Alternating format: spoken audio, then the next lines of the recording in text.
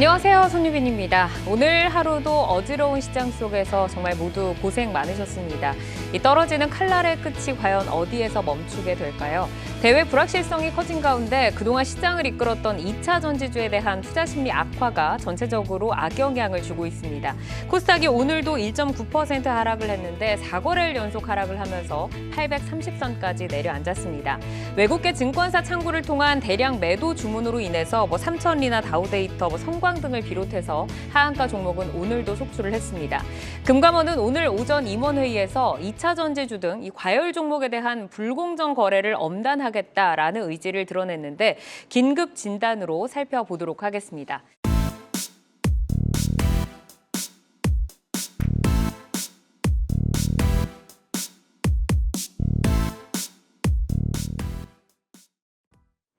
자, 긴급 진단을 들어보도록 하겠습니다. 이복현 금융감독원장은 오늘 오전 임원회의에서 올해 들어 코스닥을 중심으로 2차 전지 등 미래 성장 신사업 테마주 투자 열풍이 불면서 신용 거래가 급증했다. 주식시장이 이상 과열된 와중에 테마주 투자 심리를 악용한 불공정 거래가 기승을 부릴 우려가 있다.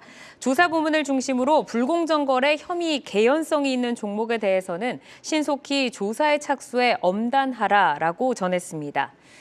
자, 금감원에서 코스닥 불공정 거래에 대한 단호한 조치를 예고를 한 상황입니다. 2차 전지주가 흔들리면서 불안 심리가 더욱더 커져 있는 상태인데 투자 심리가 여기에 한 번 더 급락이 되면서 지수를 끌어내리고 있습니다. 코스닥이 지금 4거래일 연속 급락을 하면서 900선을 돌파한 지 8일 만에 830선까지 내려왔는데 4거래일 만에 8% 정도가 빠졌더라고요. 자, 이번 조치가 시장에 어디까지 과연 영향을 미치게 될지 김성준 부장께 먼저 들어볼까요? 예, 사실 최근에 시장이 좀 원달러 환율이 좀 급등을 하기 시작하면서부터 좀 많이 좀 안 좋게 진행이 되어 왔었는데요. 어떻게 보면 오늘은 좀 우울한 날에 어떻게 보면 좀 눈물이 쪼르르 흐르게 만드는 그런 또 하나의 또 이제 그런 조치가 좀 발표가 되면서 한때 코스닥 시장이 3%가 넘는 급락을 보여주기도 좀 했었습니다. 물론 기본적으로 이제 그 거래소 시장 안에는 이제 모니터링 시스템이 갖춰져 있습니다. 그래서 그런 것들을 미리 좀 사전에 좀 조사하고 난 다음에 혐의가 있을 때 발표를 했으면 어땠을까 하는 또 아쉬움은 좀 있는 부분들이고요. 아무래도 최근에 외국인들은 계속해서 최근에 매도세가 좀 더 극명하게 나타나고 있고 기관 역시도 그렇게 매수가 간헐적으로만 나올 뿐이지 전반적으로 매도 흐름이 많고요. 하지만 최근에 이러한 일부의 테마주들의 상승세에 힘입어서 고객 예탁금이 그래도 꾸준히 증가하고 있는 나름의 주식시장을 조금 받쳐주는 역할을 하고 있는데 이 개인들이 아무래도 선호하는 쪽이 좀 단기적으로 좀 급등락을 좀 많이 하는 그런 테마주를 좀 많이 선호하는 그런 성향들이 좀 있다 보니까 그들 종목에 국한해서 좀 더 강한 흐름이 좀 나타났던 것이라고 좀 볼 수가 있는데요. 이런 것들은 이러한 조치로 인해서 어떻게 좀 이렇게 얼마큼 오르면은 문제가 있고 얼마큼 상승하면은 이 정도는 괜찮다. 이런 저는 좀 모호한 부분들이 좀 어느 정도 있지 않겠나. 물론 좀 일종의 작전 같은 불공정 혐의가 있다면요, 당연히 우리가 또 개선을 하고 또 그 잡아내야 될 부분들이긴 하겠습니다만은 아무튼 오늘 이러한 조치가 그렇게 시장에는 조금 부정적으로 좀 다가왔다고 보여지고요. 기본적으로 행여나 나중에 조사를 한다고 해서 조사를 해봤는데 별 혐의가 없다라고 한들 투자 심리는 이게 바로 개선되지 않거든요. 그래서 그러한 측면에서 저는 개인적으로 좀 아쉬웠었던 그런 좀 발표였다 이렇게 좀 판단이 듭니다. 그렇죠. 그리고 또 여기에 문제가 이제 투자 심리가 얼어붙으면서 그동안 올랐던 2차 전지주뿐만 아니라 다른 섹터들도 함께 이제 탄력이 약화되고 있다라는 모습인데 또 최근에 2차 전지에 좀 개인 매수세가 많이 몰렸었잖아요. 그러다 보니까 신용 잔고에 대한 우려도 큰 상황입니다. 자, 이 부분은 좀 어떻게 봐야 할까요, 차장님? 일단 2차 전지주 섹터 내의 종목들 이제 시가총액 비중이 좀 커지고 그러면서 이제 지수 상승을 같이 이끌어왔던 것도 사실입니다. 그러면서 2차 전지주 내에 있는 종목 내에 있는 섹터들의 어떤 신용 잔고뿐만 아니라 다른 종목들 역시도 신용 잔고가 좀 불어났거든요. 그래서 연초 대비해서 4조 원 가량 늘어난 이 신용 잔고는 시장에 반드시 부담인 것은 사실입니다. 그러니까 주가가 급락하게 되면 이 반대 매매 물량들이 물량 출혈이 이루어지고 그렇게 되면 이 CFD 계좌들에 대한 어떤 담보 비율도 좀 낮아지게 되거든요. 시장이 좀 빠지게 되니까. 그러면 CFD 물량까지도 또 시장이 좀 출회가 되게 됩니다. 그러면 연쇄적으로 어떤 시장의 이 물량 출회가 되면서 뭐 지수 상승이라든지 이런 부분들에 좀 제한을 가져올 수도 있고, 그다음에 시장 충격을 좀 줄 수도 있는 부분이 있습니다. 연초부터 시장은 4달가량 상승을 했습니다. 그리고 지금 현재 상황에는 지수 부담도 어느 정도 있고, 신용잔고라든지 CFD 물량 부담도 있는 어떤 삼중고인 상황이기 때문에 뭐 지수 자체가 뭐 시스템 리스크라든지 어떤 다른 기타 전체적인 어떤 뭐 시장 리스크로 인해서 하락한 것이 아닌 단순하게 어떤 수급적인 부분으로 하락한다라고 한다면, 지난 3월 중에도 일시적으로 좀 지수가 좀 이렇게 출렁였던 적이 있었거든요.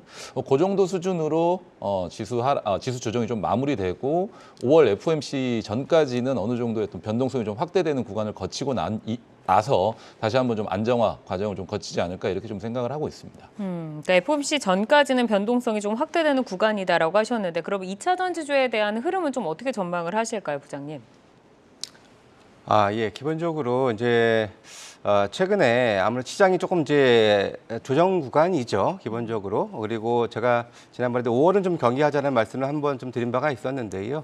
뭐 미국의 부채 한도에 대한 문제들도 있을 것이고요. 유럽 은행에 대한 은행들의 또 이제 연장 부분들도 또 존재를 하고 있고요. 또 국내적으로도 뭐 계속해서 무역 적자가 심화되고 있는 상황 속에서 최근에 또 공매도가 또 많이 급증을 하고 있는데요. 오늘도 쭉 공매도 순위를 보게 되면은 2차 전지 관련된 종목들도 상당히 좀 많이 포착이 되고 있고요.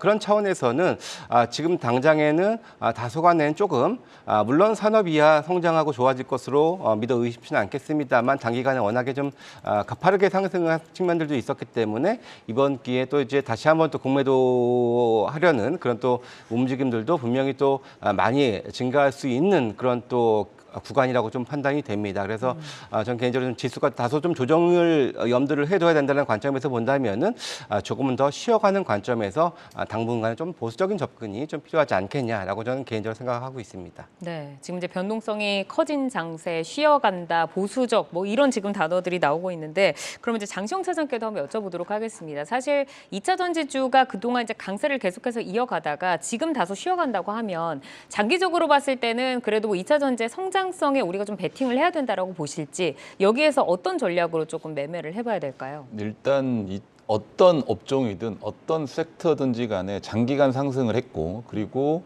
상승 이 폭 또한 굉장히 크다라고 한다면 사실 한 번에 이렇게 끝나지는 않을 거라고 좀 생각을 하거든요.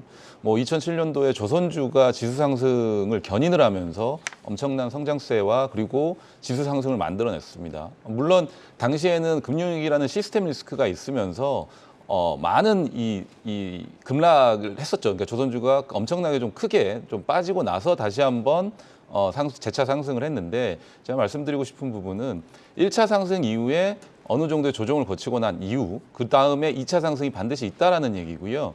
2007년도와 2008년도에는 시스템 리스크가 있었기 때문에 그렇게 크게 좀 급락을 했지만, 이번에는 사실은 뭐 경기 침체라든지 이런 부분들을 가지고 시스템 리스크가 없다라는 가정하에 2차 전지주들이 당분간 뭐 옆으로 좀 횡보를 하면서 박스권을 그리는 어떤 그런 모습들을 좀 보여주면서 자리를 잡는 과정이 좀 있을 것 같습니다. 그리고 난 이후에 뭐 재차 상승을 하려는 시도를 할 것이고, 그리고 추세를 한 번 더 만들고 2차 상승을 만들어낼 것으로 좀 보여지고 있는데, 여기서 이제 우리 투자자 여러분들께서는 단기 매매로 갈 것이냐, 아니면 나는 장중에 저가 매수를 해서 다시 한번 2차 상승을 노릴 것이냐, 요 두 가지 패턴을 가지시고 좀 생각을 해보시면 좋지 않을까, 이렇게 좀 판단을 하고 있습니다. 여기에서 이제 어쨌든 조금 쉬어갈 수 있다라는 말씀을 주셨는데, 그렇다면 이제 2차 전지주가 사실은 굉장히 좀 많이 분포가 좀 돼 있었잖아요. 여기서 어떻게 보면은 종목이 조금 선별이 될 수 있는 기회다라고도 좀 볼 수 있는 걸까요? 그렇죠. 뭐 사업 목적을 추가하고, 사실은 어떤 종목이 뭐 이를테면 대형 뭐 포스코 홀딩스라든지 이런 종목이 아닌 네.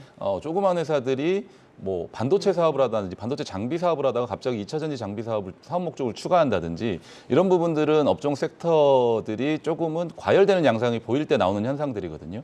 그리고 나서 그런 부분들이 조정을 거치고 결국은 기존에 주도했던 섹터를 주도했던 종목들이 다시 한번 상승하는 경우들이 많습니다. 그렇기 때문에 우리가 이 다음 2차 상승을 할 때는 저변을 넓히지 마시고 기존에 좋았던 뭐 에코프로라든지 에코프로 BM 그리고 포스코 퓨처엠, LNF 같은 굵직굵직한 종목 내에서 종목들을 좀 선별을 해가지고 2차 상승을 노려보시는 게 좋지 않을까 이렇게 좀 생각을 하고 있습니다. 네, 뭐 사업 다각화로 이제 섹터에 편입이 되었던 종목들보다는 대장 역할을 하고 있었던 그런 종목들에 조금 더 눈길을 가져주자라고 좀 말씀을 주셨습니다.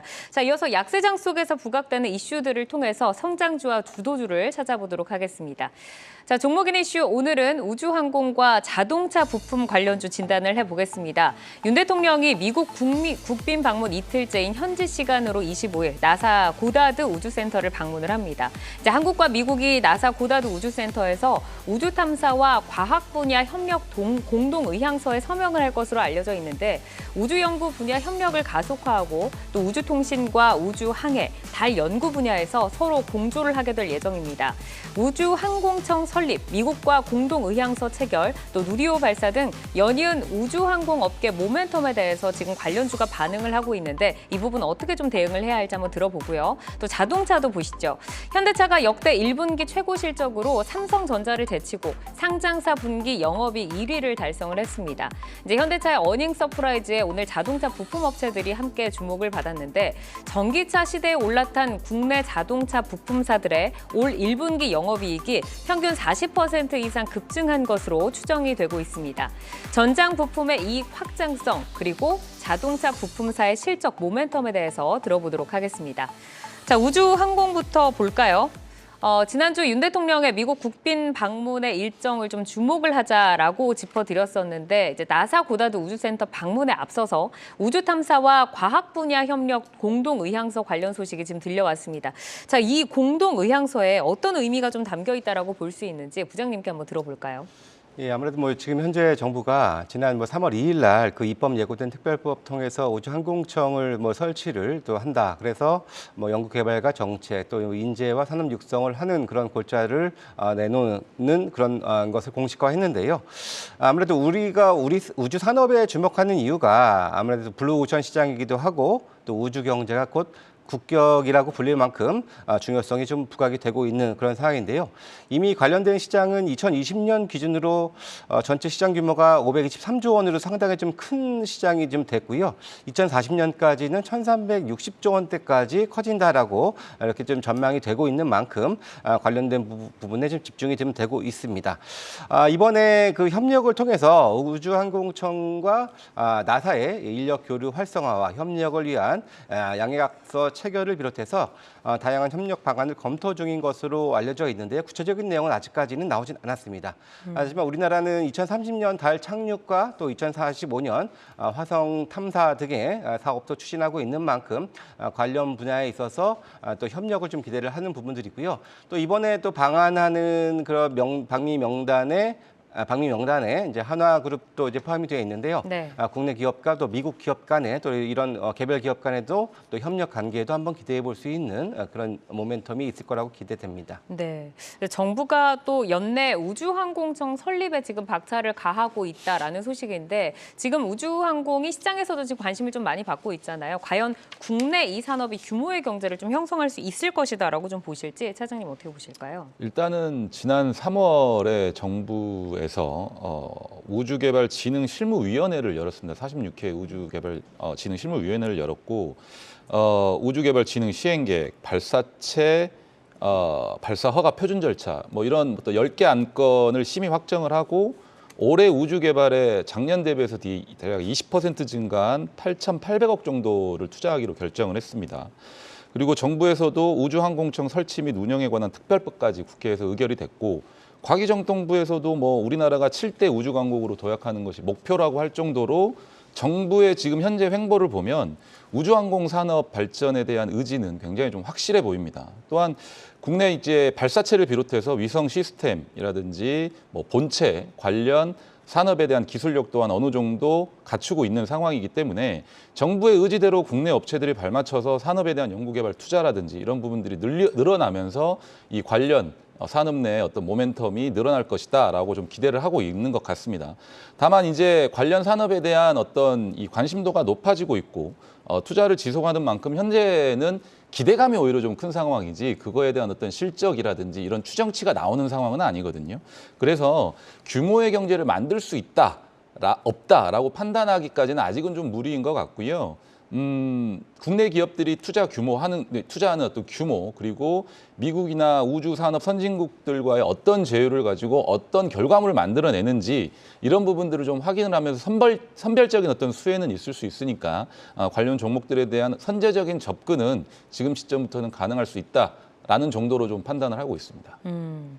이 우주항공 관련주들이 사실 이미 상승 분위기를 타기 시작했고 오늘 같은 약세장 속에서도 이제 상승 흐름을 지켜내면서 하나 에어로스페이스나 제노코 같은 경우는 이제 4% 가까운 상승을 이어갔고 LIG 넥스원이나 한국항공우주도 흐름이 좋았는데 또 다음 달에 누리호 발사도 앞두고 있잖아요. 그러면 이제 모멘텀이 또 일정이 좀 기대를 하고 있으니까 아직도 좀 상승에 대한 그 기대를 우리가 가져도 될지 궁금한데 김성준 부장께서는 이 주가 흐름 어떻게 좀 예상하실까요? 예, 다음 달 24일 오후에 이제 발사 예정인데요. 네. 이번에 또 발사의 의미에는 또 첫 번째로 진짜 위성을 싣고 발사를 한다라는 것에서 이제 실전 발사는 처음이다라는 부분들이 있고요. 이제 국산화율이 95% 정도까지 이를 만큼 이제 관련 기업들의 기술력도 상당히 좀 진일보한 상태고요. 그동안은 이제 정부가 주로 주도를 해왔습니다만은 최근에는 민간 주도로 우주 산업 생태계 구축을 위해서 인프라 구축이라든지 국산화 그리고 제도 개선 등의 정책적 지원이 계속해서 좀 이루어질 것으로 좀 기대가 되는 부분들이고요. 작년에도 관련된 국내 그 예산이 한 19% 가량 좀 증가를 했었는데요. 계속해서 좀 증액은 될 것으로 기대가 되고. 이를 통해서 향후 10년 내 한국의 주력 산업으로서 성장 가능성도 높다라는 전망까지 지금 이어지고 있는 사안입니다. 해외에서도 스페이스X라든지 원랩 같은 그런 민간 주도의 상업화가 계속해서 이어지고 있는 상황이고요. 인공위성 제작뿐만 아니라 발사체 그리고 우주 관광이라든지 광물 채굴 같은 여러 가지 다양한 서비스까지 좀 확대가 되고 있는 만큼 관련된 시장은 좀 커질 수 있을 것으로 보여지고요. 이건 좀 다른 얘기이긴 하겠습니다만 최근에 22일 정도였죠. 현대차가 달 탐사 전용 로봇을 개발하겠다라는 또 그런 추진 방안까지도 발표를 했었는데요. 네.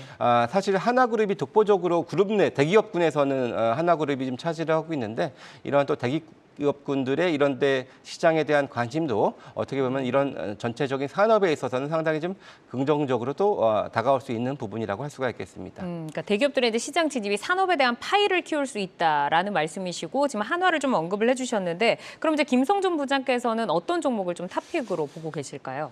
기본적으로는 사실 지난번에는 한화 시스템 계속해서 왜냐하면 기관들 외국인지 사기에 적합하고 당장의 실적은 좋지 않습니다만 미래 성장성을 본다면 한화 시스템이 가장 안정적이다 할 수가 있겠고요. 최근의 흐름에서 본다면은 밸류에이션까지 가지고 있는 회사는 사실 LIG 넥스원이에요. 물론 이제 방산 쪽에서 최근 주가가 나름 선방하고 있는 부분이라고는 할 수가 있겠습니다만은 LIG 넥스원 같은 경우의 장점은 이제 GPS를 대체하는 이제 한국형 그런 시스템이죠. KPS라는 것을 지금 선도하는 회사가 바로 LIG 넥스원인데요. GPS보다 더 200배 가량 더 정교한 그런 또 것을 좀 자랑을 하는 부분들이고요. 관련된 위성이 한 총 8개, 8기 정도 되는데요. 2035년까지 3조 한 7천억 정도까지 시장 전망이 되는 만큼 관련된 시장에서도 관심이 필요한 회사가 바로 LIG 넥스원이라고 보여집니다. 그러면은 장시영 차장께서는 또 탑픽을 어떤 종목으로 보는지 궁금하신데 이 우주항공에서도 굉장히 다양한 종목이 있잖아요. 우리가 하나의 종목만 본다면 어디에 좀 집중을 해볼까요? 일단 이번 3차 발사의 경우 앞서 이제 부장님께서 말씀해 주셨다시피 국산화율이 95%에 이르르고요. 민간 기업의 참여가 굉장히 좀 도드라졌습니다. 특히나 체계 종합 기업으로 하나 에어로스페이스가 처음 참여를 해가지고 제작 총괄 관리하고 발사 공동 운영을 맡았거든요. 그러면 사실은 그 이후에도 앞으로 이제 누리호 같은 경우에 국산 이 기술을 가지고 발사체도 만들고 차세대 발사체 개발도 착수를 하게 되면서 달과 화성 탐사 같은 우주 산업에 이제 본격적으로 좀 뛰어들게 되는데 그러면 사실은 하나의 에어로스페이스가 가장 좀 탑픽이 될 수 있다라는 생각을 해봅니다. 일단은 누리호 이 두 번째 발사에서도 발사체 핵심인 75톤 7톤급 액체 로켓 엔진을 포함해서 다양한 구성품을 좀 공급을 했고요. 이제는 고체 연료도 국내 이 발사체에도 좀 쓸 수가 있거든요. 그러면 차세대 발사체 같은 경우는 고체 연료를 쓸 가능성이 좀 높아지는 상황이고, 그러면 더 멀리 더 빠르게 좀 갈 수 있는 상황이기 때문에 누리호 관련해서 또 우주 항공 산업 관련해서 하나에어로스페이스가 가장 주도적인 역할을 할 것이다라고 좀 생각을 하고 있어서 하나에어로스페이스를 저는 첫 픽으로 좀 생각을 하고 있습니다. 네, 알겠습니다. 이제 대장격인 하나 에어로스페이스를 보자라고 좀 탑픽을 짚어주셨고, 이어서 이제 전장 부품 관련주에 대해서 좀 질문을 드려보겠습니다. 현대차가 1분기 시장이 예상대로 어닝 서프라이즈를 기록을 했습니다. 오늘 사실 코스닥이 장중에 3% 넘게 밀리다가 현대차가 그래도 좀 끌어주면서 낙폭을 좀 축소를 했는데, 지금 삼성전자의 영업이익도 넘어서면서 상장사 첫 1위에 좀 등극을 했거든요. 이 현대차에 대해서 장시영 차장께서는 어떻게 좀 평가를 하실까요? 일단 경기 침체 우려라든지 이런 부분들을 다 이겨내고 1분기 판매량 기준이 거의 100만 대에 육박을 하고 있고요. 일부 리포트에서는 2027년이면 도요타를 넘어서서 글로벌 1위, 판매 1위 자동차 회사로 좀 거듭날 것이다라는 좀 기대까지 하고 있는 것 같습니다. 그리고 네. 올해 영업이익은 10조 원을 넘어서 11조 원을 돌파할 것으로 좀 전망이 되고 있고, 우호적인 환경이 계속 지속이 되고 있습니다. 환율 상황도 좋고요. 인센티브 상황도 오르지 않고 평형이 좀 유지가 되면서 마진도 좀 늘어나고 있는 상황이고요. 더군다나 장중에 이제 뉴스가 좀 나왔는데 SK온과 미국의 배터리 공장을 6조 원을 들여서 좀 투자를 하게 되거든요. 그래서 빠르게 IRA 법안 관련해 가지고 인센티브까지도 좀 보조금까지도 지급받을 수 있는 상황까지 만들어 놓은 것 같아서 2분기에도 이러한 어떤 호실적이 좀 지속될 것이라는 전망치가 많습니다. 네. 기아차와 비롯해가지고 같이 전기차, 내연기관차 공이 판매량이 좀 늘어날 것으로 좀 보여주고 있기 때문에 현대차 같은 경우는 앞선 시장의 어떤 상승에서 좀 이 분기점에 좀 있었었거든요. 그래서 20만 원을 돌파해서 추가적으로 계속 올라가느냐 마느냐의 상황이었고, 기아차는 기존의 어떤 기술적인 부분에서 하락했던 부분을 좀 만회해서 일부 좀 조정이 나오면서 눌림목 구간에 좀 있는 상황이거든요. 그렇기 때문에 주도하는 섹터 종목이 좀 부재한 상황입니다. 2차 전지가 조금 조정을 받으면서 또 그동안 대형주에서 반도체가 좀 많이 부진을 했었는데 대형주 시장에서 뭔가 좀 튀어나오는 종목들이 없었는데 자동차가 이번 실적 발표를 계기로 2분기까지 지속적으로 좀 주가 상승 네. 모멘텀을 가져갈 수 있을 것으로 좀 판단을 하고 있습니다. 그 지금 실적도 어닝 서프라이즈를 내놨지만 또 2분기를 넘어서도 계속 실적이 이제 호실적을 발표할 예정이다라고 하다 보니까 이 낙수 효과가 굉장히 큽니다. 그리고 이제 내일 또 기아가 실적 발표 예정이고, 이 자동차 부품 업체들의 실적 기대감이 지금 커지고 있는데, 좀 주요 업체들 실적 추정치가 어느 정도인지 한번 들어볼까요, 부장님? 예, 기본적으로 오늘 현대차가 어닝 서프라이즈를 기록을 했다라는 부분들 역시 관련된 부품 업체들의 관심도 좀 이어지고 있다라고 좀 봐야 될 것 같은데요. 먼저 현대모비스 같은 경우에도 아직 실적 발표가 내일이죠. 내일인데요. 지금 예상치 자체가 40%가 넘는 영업이익 개선이 지금 기대가 되는 이런 부분들이 좀 있고요. 그 밖에도 대부분의 업체들이 지금 보시는 화면처럼 한원시스템, SES, 서현 이와 같은 회사들 지금 이익 개선세 기대가 되는 부분들이고요. 그 밖에도 다른 업체들, 화신 같은 경우에도 100% 이상의 영업이익 개선이 기대가 되는 부분들이고, 심지어 타이어 업체들까지도 영업이익이 1분기에는 한 70%까지도 개선되는 흐름이 나올 정도로 전반적으로 좀 감액에 대한 우려가 있는 시장 속에서 자동차 업종 전반적으로 이익 개선세가 좀 도드라지는 그런 모습을 좀 보여주고 있는 그런 흐름입니다. 좀 우려를 많이 했던 이 자동차 이 업종에서 또 이제 시장을 좀 끌어주는 모습인데, 기아가 또 2,245억 원의 자사주를 소각한다는 공시가 또 나왔네요. 좀 훈풍이 좀 들어오고 있는 것 같은데, 이 전기차 시대에 또 전장 부품의 수요 증가세가 또 하나의 좀 기대감으로 작용을 하고 있잖아요. 어느 정도나 실제로 이 부품 시장의 규모가 좀 커지고 있는지 궁금하고, 우리 국내 업계 좀 경쟁력이 있을까요, 차장님? 일단 글로벌 전장 시장은 지난 2020년부터 23년까지 올해 23년 말까지 매년 한 7% 이상, 7.4% 이상 성장률을 좀 기록을 해왔습니다. 그리고 내년 같은 경우는 4천억 달러의 시장을 좀 기록할 것으로 전망이 되고 있고요. 이 이유는 자동차에 들어가는 전장 부품 비중이 높아지는 건데, 자동차가 전동화되고 또 전기차의 시대가 열림에 따라서 들어가는 전장 부품 수가 더 많아진다라고 좀 생각을 하시면 될 것 같습니다. 일단 전장 부품에는 배터리를 비롯해서 차량용 반도체, 텔레매틱스, 차량용 디스플레이, 모터, 그리고 카메라 모듈 등이 있는데, 국내 차량용 반도체 파운드리 제조업체 같은 경우에는 뭐 DB하이텍이 단연 압도적으로 지금 최근에 시장에서 좀 주목을 받고 있는 상황이고요. 차량 구동 관련 파워트레인, 그러니까 모터죠. 이쪽은 뭐 LG전자 전장 부품 쪽에서 두각을 나타내고 있는 상황입니다. 차량용 디스플레이 같은 경우는 LG 디스플레이와 토비스가 시장에서 점유율을 계속해서 좀 늘려나가고 있는 상황이고요. 카메라 모듈 쪽은 LG 이노텍 등이 시장에서 어느 정도 주도권을 좀 잡고 있다라고 좀 생각을 하시면 될 것 같습니다. 그래서 국내 기업들 같은 경우는 자동차의 전동화 그리고 전기차 시장이 열림에 따라서 전장 부품 쪽의 어떤 사업이나 이런 부분들에 대해서 미리 좀 선점을 했다라고 좀 판단을 하시면 될 것 같고 그 안에서 경쟁력이 있는 업체들 그리고 앞으로 실적이 좀 좋아지는 업체들 잘 선별해 가지고 투자를 하시면 괜찮을 것 같다라고 좀 말씀드리고 싶습니다. 네, 오늘 이제 자동차 쪽에 호재가 많았는데 또 현대모비스가 세계 4위 이제 자동차 업체 스텔란티스의 배터리 관리 시스템을 공급을 한다라는 소식에 또 관련주로 또 관심이 지금 쏠리고 있습니다. 이 전장 부품에 있어서 고객사 다변화가 또 필수 핵심 요소인 것 같은데 국내 주요 부품사들 고객사 다변화 흐름은 지금 어떤지 궁금하고 부장님 좀 가장 좀 좋게 보는 종목 어떤 종목일까요? 예. 기본적으로 이제 사실 고객 다변화는 상당히 좀 의미가 있는 것이 기본적으로 현대기아차의 매출 의존도가 높았었던 그런 부품 회사들 보면요. 매출은 1조 원이 넘는데 영업이익률은 뭐 1에서 2% 정도밖에 되지 않는 그러한 좀 수익성은 좀 다소 많이 떨어지는 그러다 보니까 시장에서 관심을 많이 못 받았던 회사들이 많이 있는데요.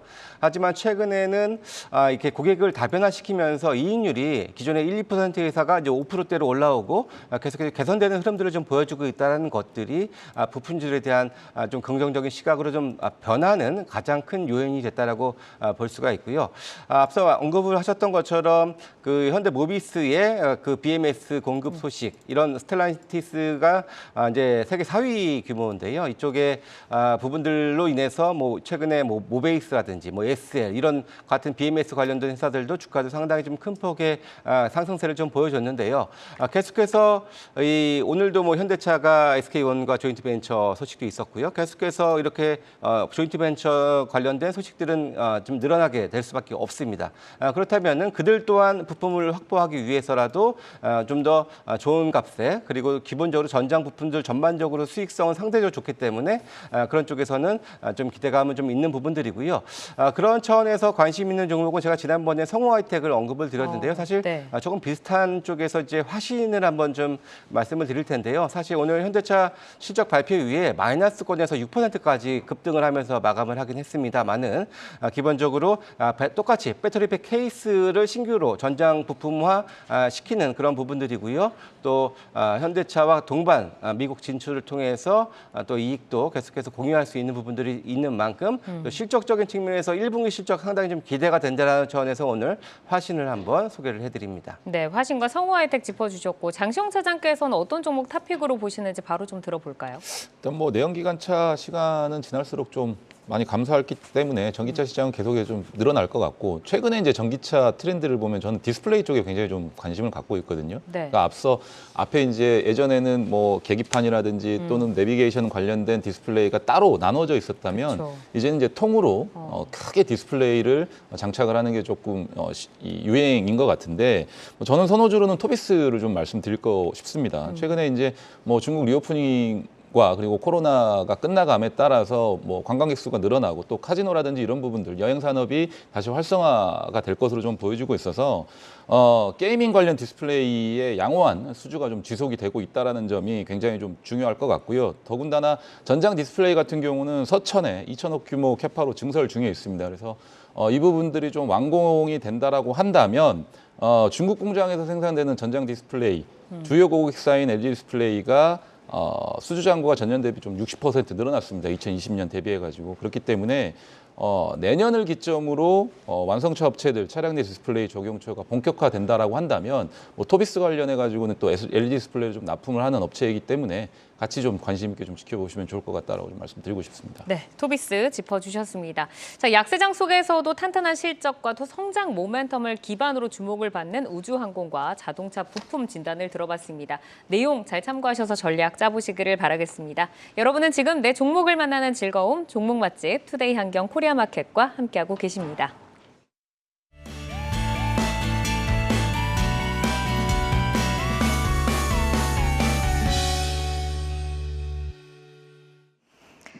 장 마감 후 4시부터 6시까지 진행되는 시간의 투자리그, 시간의 거래 동향 만나보는 이 시각 시간의 단일가 박수진입니다. 정규장 마감 후 오후 4시부터 6시까지 10분 단위로 시간의 단일가 거래가 이뤄지는데요. 이 시각 시간의 단일가를 통해 시간의 주요 종목 등락률 실시간으로 생생하게 전달해 드리겠습니다. 그럼 이 시각 시간의 단일가 코스피 상승률 상위부터 보겠습니다.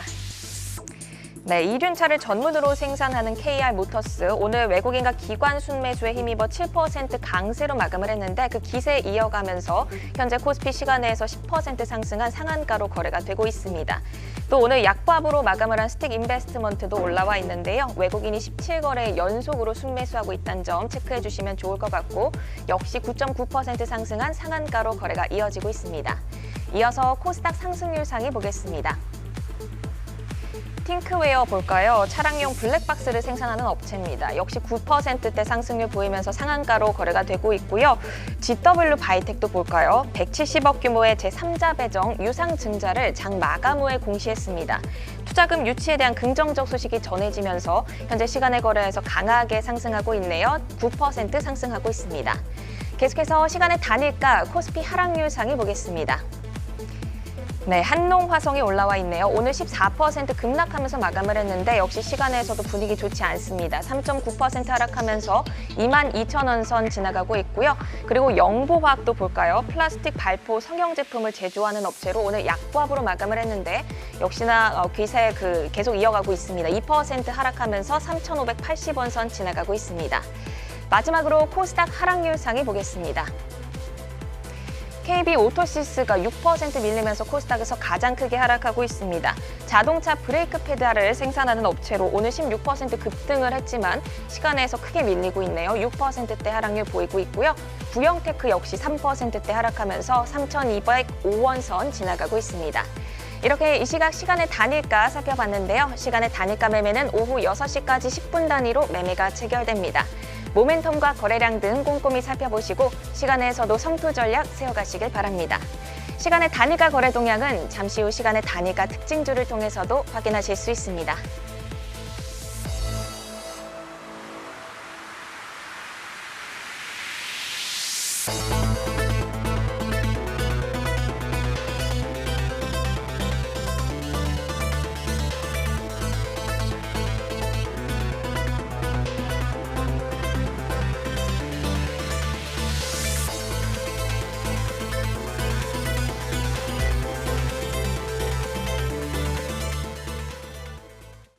네, 시간의 단일가 움직임 확인하고 왔습니다. 저희는 시장의 또 많은 종목들 가운데서 내일의 기회를 찾아보도록 하겠습니다. 내일을 여는 유망주 어떤 종목일지 화면으로 만나보겠습니다. 자, 홍혜진 파트너 신팩 가지고 오셨고요. 김성준 부장 TYM, 또 장시영 차장 야스 가지고 오셨는데 신팩부터 한번 살펴보도록 하겠습니다. 지금 신팩 어떤 모멘텀에 조금 주목을 해볼까요, 파트너님? 네, 아마 시청자분들께서 좀 생소한 종목인 것 같다 좀 생각이 드는데요. 사실 신팩 같은 경우는 국내에서 이제 프레스나 합금철 전문 생산 업체입니다. 합금철 같은 경우는 이제 철강 제품의 이제 성능 어떤 이제 첨가제다라고 이해하시면 될 것 같은데 페로망간이 일단 주력 제품이고요. 그다음 페로실리콘이라는 게 있습니다. 근데 이제 중요한 게 최근에 전력기기 업체들의 흐름이 굉장히 좀 좋습니다. 아무래도 이제 미국 IRA 법안에 따른 전력기기 교체 수요라든지 아니면 신생 투자 이제 이런 것들이 좀 증가하기 때문이고 현대 일렉트릭 같은 경우도 어닝 서프라이즈가 좀 발표가 됐죠. 그다음에 최근에 이제 전력기기에 대한 어떤 흐름들이 굉장히 좀 좋다라는 건 결국에는 이런 어떤 전력 인프라에 대한 수혜는 좀 더 이어질 수 있을 것 같다라는 거입니다. 이 부분들이 좀 큰 것 같습니다. 근데 이제 중요한 게 이런 전력기기를 만드는 데 있어서 전기강판이 굉장히 좀 중요한 소재입니다. 전기강판이 필요한데 이 전기강판이 요즘에 공급 부족 사태가 조금 발생을 하고 있는 것 같아요. 근데 이 전기강판을 만들 때 쓰이는 소재가 바로 페로실리콘입니다. 근데 이 페로실리콘은 동사가 국내에서 유일하게 좀 생산하고 하고 있고 얼마 전에 이제 포스코에서 생산을 했었는데 2019년도에 이제 지금 2019년도에는 공장을 좀 폐쇄시키는 이제 부분으로 좀 진행이 됐었죠. 그래서 지금은 중국이나 러시아 쪽에서 수입해다 쓰는 게 페로실리콘인데 최근에 정치적인 이슈가 굉장히 조금 우리가 좀 주목을 하고 있다는 거 아실 겁니다. 그래서 러시아나 중국 쪽에서 만약에 우리나라 쪽으로 이거를 수출을 중단시킬 경우에는 결국에는 어떤 문제가 생길 수밖에 없고 최근에 히토리 관련주들 같은 경우도 주가가 이런 이유 때문에 주가가 좀 급등하는 상황들이 좀 많이 발생을 했죠. 이제 그런 측면에서 보면 결국에는 전기강판의 수요는 앞으로 뭐 전기차 모터라든지 말씀드린 대로 발전기나 변압기에 대한 수요는 계속적으로 좀 증가하기 때문에 수요는 급증할 수밖에 없는데 공급은 제한적일 수밖에 없는 상태에서 결국에는 이 전기강판을 만드는 데 필요한 페로실리콘에 대한 수요 증가 기대감이 동사의 모멘텀이다라고 좀 보시면 될 것 같습니다.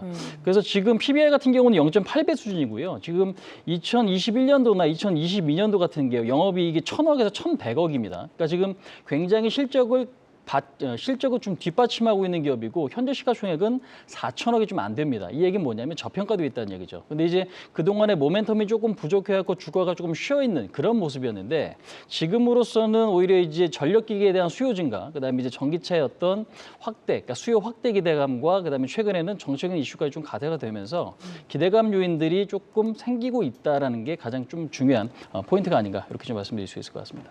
네, 그러니까 본업에서도 이제 매출이 확대될 수 있는 데다가 제2의 히토류가 될 수 있는 그런 뭐 시장의 변동성과 제재의 가능성을 좀 짚어주셨는데 최근에는 그래도 좀 저점을 높여오고 있는 것 같습니다. 가격은 어디까지 열어두고 좀 볼까요? 요거는 이제 차트 보시면서 제가 간단하게 좀 말씀드려보도록 하겠습니다. 그러니까 지금 보면 큰 그림에서는 2021년도, 2022년도에 주가가 그동안에 조금 많이 올랐습니다. 사실상 페로망간에 대한 어떤 수요처라든지 생산기 할 수 있는 기업이 별로 없기 때문인데요. 근데 이제 최근에 경기와 조금 밀접하게 연관이 되다 보니까 결국에는 어떤 실적 우려감은 있었지만 실적은 사실 좋게 다 발생을 했거든요. 근데 이제 중요한 건 모멘텀이 없던 차에 지금 주가가 최근에 바닥에서 이제 박스권을 좀 만들고 있다라는 건 좀 긍정적인 것 같아요. 근데 이제 5,900원에서 지금 5,700원 라인은 상당히 조금 괜찮은 위치다라고 좀 보여지고요.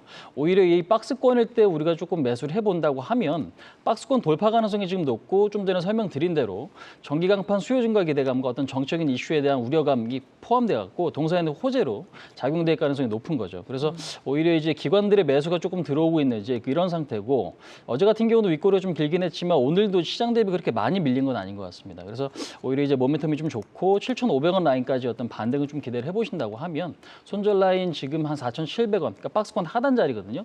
여기 잡고만 대응을 하신다고 하면 오히려 좀 시장보다 좀 편해질 수 있는 종목이 아닌가 이렇게 좀 말씀드릴 수 있을 것 같습니다. 네, 심팩 들어봤고요. 이어서 김성준 부장의 내어주 TYM 보도록 하겠습니다. 우리나라에서는 이제 대동과 함께 그 농기계 대표주인데 농슬라로 좀 불리고 있죠. 최근에 이제 작황 부진 우려가 악재로 좀 부각이 되기도 했고 그런데 또 뭐 수출을 보니까 이 중소형 트랙터들이 아주 양호한 좀 수출을 기록을 하고 있더라고요. 지금 어떤 모멘텀에 조금 집중을 하고 계세요, 부장님?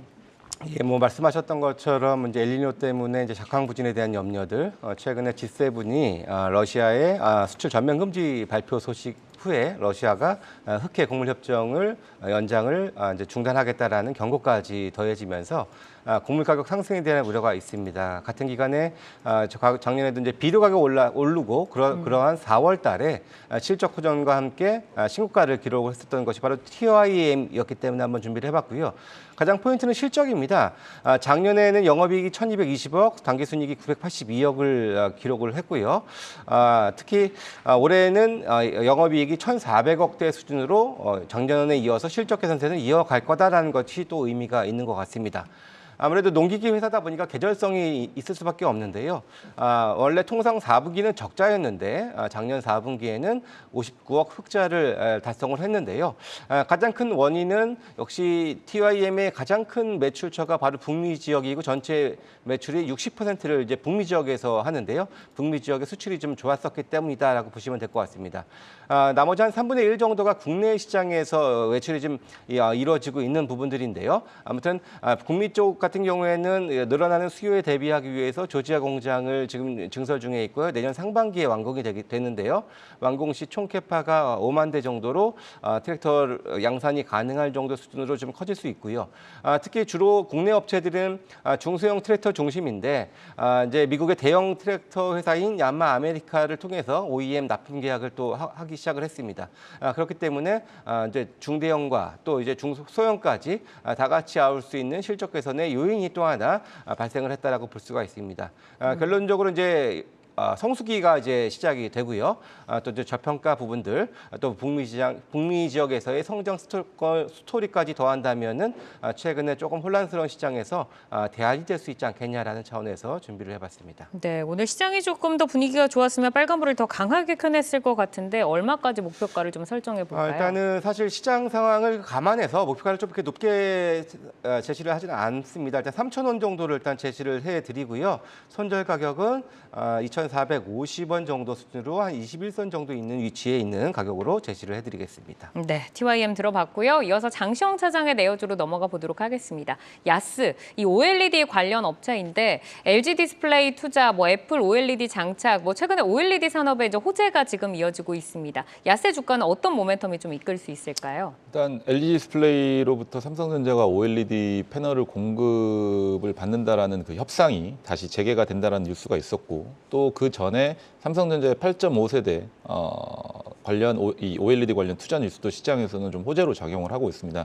디스플레이 업계 쪽에서는 투자가 그동안 근 3, 4년 동안 없었기 때문에 오랜만에 되는 투자이기 때문에 장비주들이라든지 소재주들에게는 호재로 좀 작용을 할 수밖에 없는데, 어제는 또 애플이 증착 장비 관련해서 일본의 캐논 도키사 외의 장비 사용을 허락한다라는 뉴스도 있었습니다. 그래서 선 시스템이라든지 야스 같은 종목들이 호재로 좀 주가가 좀 급등을 했었는데, 네.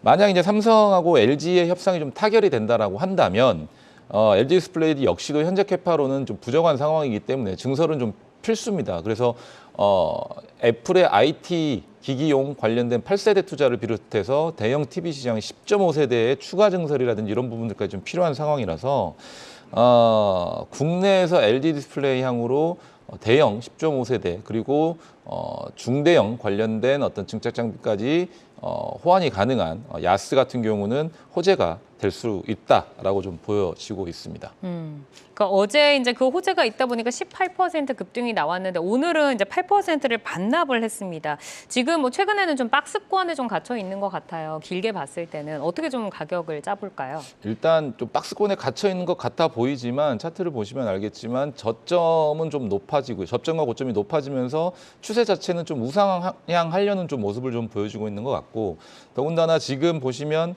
주가가 작년에 좀 급락을 하면서 긴 늪에 빠졌던 구간을 이 어마어마한 거래량을 좀 다 뚫어놨거든요. 그러면 주가 자체는 좀 우상향으로 많이 열릴 수 있다라고 좀 보여주고 있고요. 매물대를 다 뚫어놨기 때문에 앞으로는 나오는 호재라든지 또 나오는 어떤 긍정적인 뉴스라든지 이슈에 바로바로 주가가 좀 상승하는 쪽으로 좀 반응을 할 것으로 좀 보여주고 있습니다. 그래서 오늘 만약에 장중에 좀 매수를 했다라고 하면 12,000원, 그러니까 13,000원이 좀 깨지는 구간에서는 매수할 만한 구간이었고, 내일도 만약에 오늘 시장 충격으로 인해서 시초가에 조금 불안하게 출발한다고 한다면 매수가는 12,500원 정도, 그리고 목표가는 1차적으로 18,000원 정도 수준이고요. 그거를 또 강하게 그 부분을 좀 뚫는다고 한다면 2만 원 이상까지도 좀 볼 수 있다라고 좀 말씀을 드리고 싶습니다. 그리고 손절 가격은 11,000원 정도. 그러니까 최근에 이 저점을 높이는 구간에서 만약에 하락을 한다 그러면 이 갭을 메꾸는 구간 정도가 될 것 같거든요. 그래서 갭을 메꾸는 구간 정도까지 하락을 한다면 일단 일시적으로 좀 손절을 해보고 다시 한번 종목을 좀 들여다보시는 것도 좋을 것 같다라고 좀 말씀드리고 싶습니다. 네, 알겠습니다.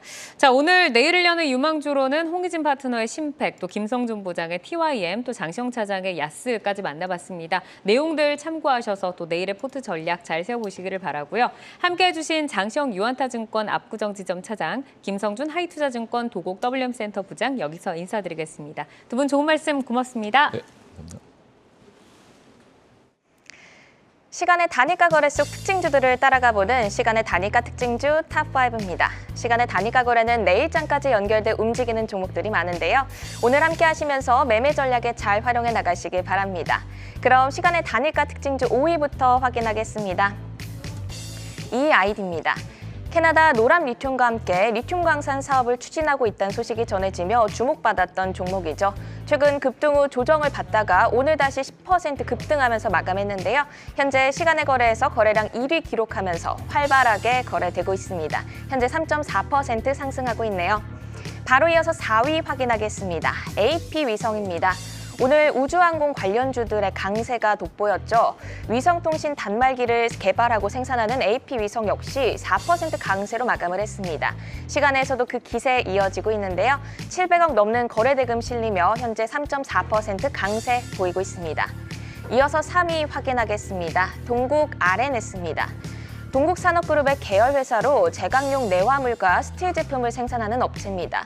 유니온과 마찬가지로 히토류 관련주로 분류되기도 하는데요.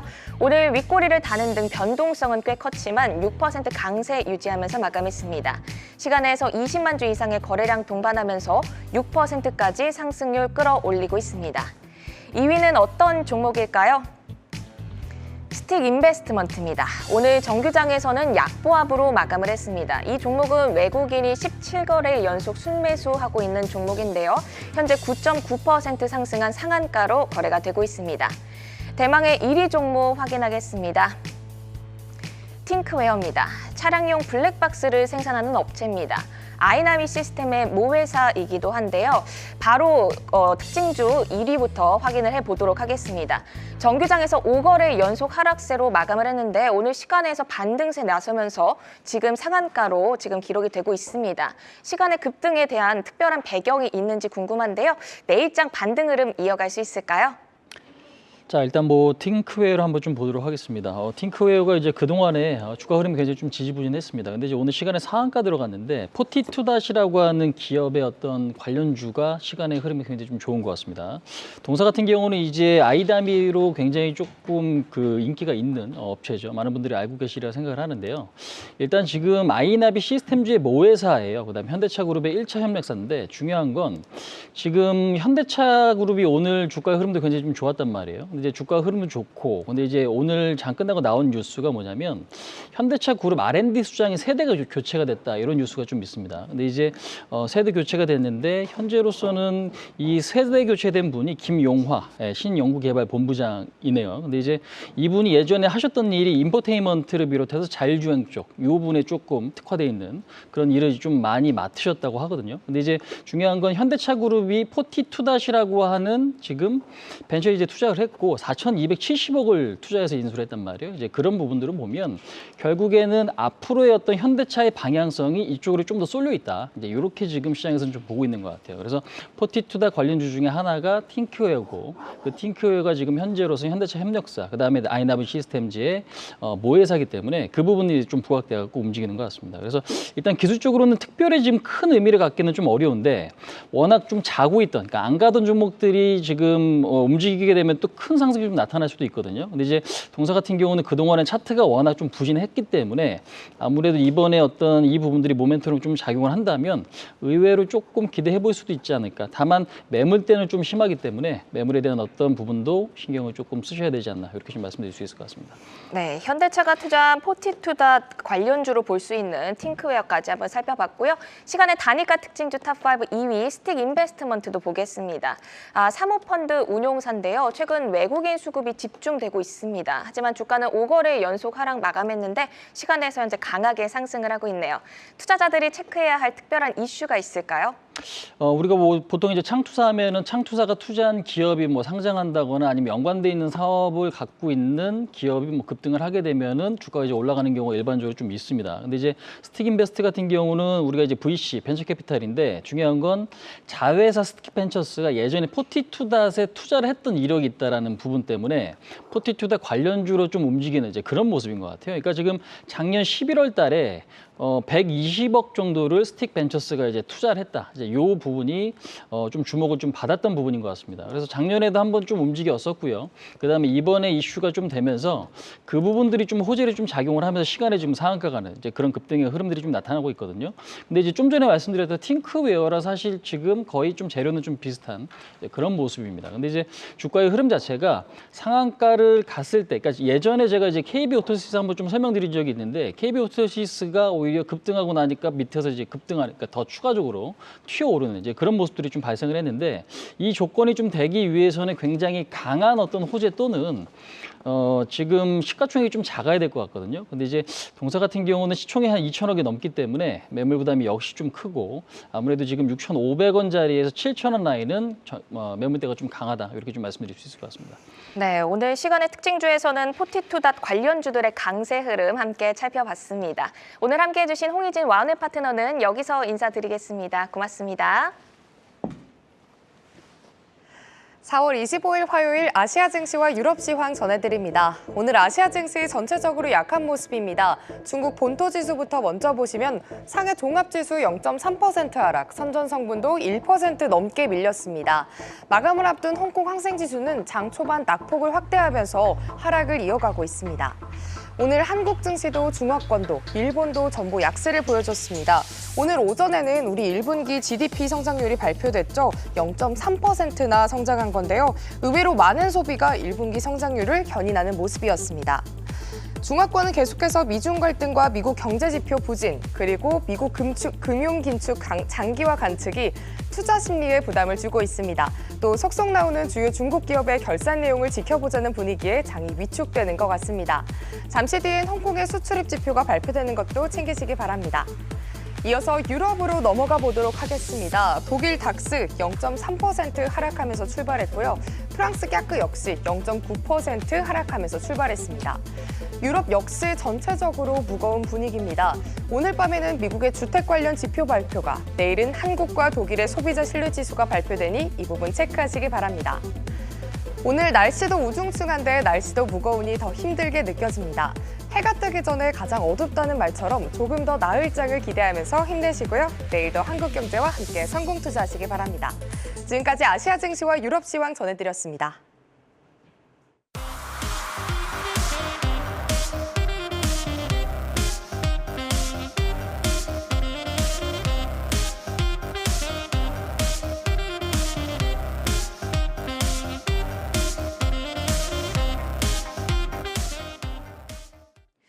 네, 연이은 시장의 하락에 오늘도 고생 많으셨습니다. 종목 맛집 투데이 안경 코리아 마켓 여기서 인사를 드리고요. 늘 여러분께 알차고 풍성한 종목 정보로 함께하겠습니다. 시청해주신 여러분 고맙습니다.